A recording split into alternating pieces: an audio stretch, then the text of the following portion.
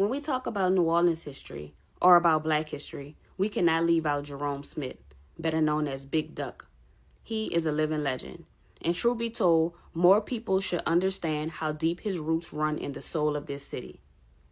Back in the day, Big Duck founded an organization called Tambourine and Fan. If you grew up in New Orleans, downtown especially, chances are that you or someone you love was a part of it. But it wasn't just a summer camp. It wasn't just a youth program. It was a movement. He taught our babies how to read. He made them get library cards and opened their minds to the power of knowledge. He took them on field trips, to the city council meetings, to museums, to rallies. He didn't just talk to them about how the world worked. He showed them.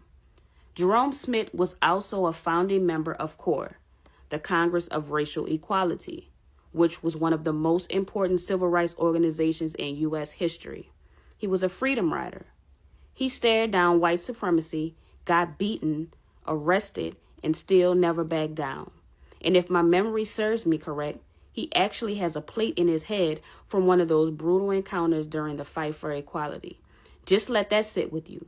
He literally put his body on the line so we could live a little freer today.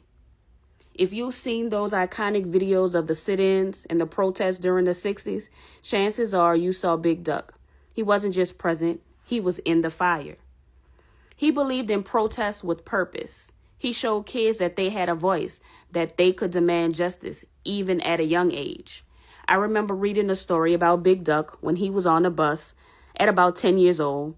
There was a sign that said colored. They used that to show blacks where they could sit on the bus.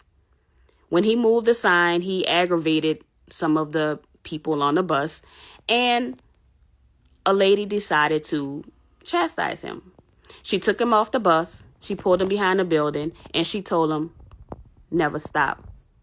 And he did just that. He never stopped.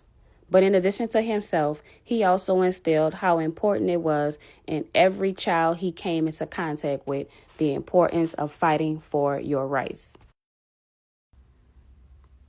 Even now, you may see him at a second line, at Indian practice, or inside a meeting.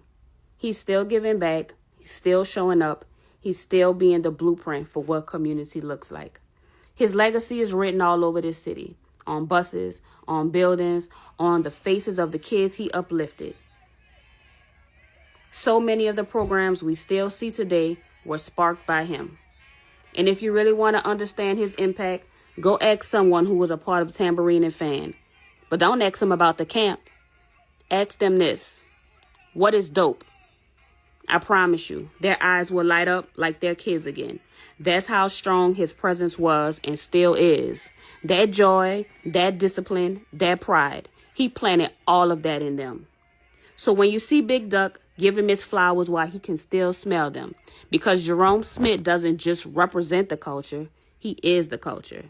And let this be a reminder, we cannot let them erase our history. We have to tell it loud and proud, in our voices, in our way. Because if we don't, who will? So thank you, Big Duck. We honor you. We remember you. We tell it loud. And like you say, I don't want you to remember me. I want you to remember the work.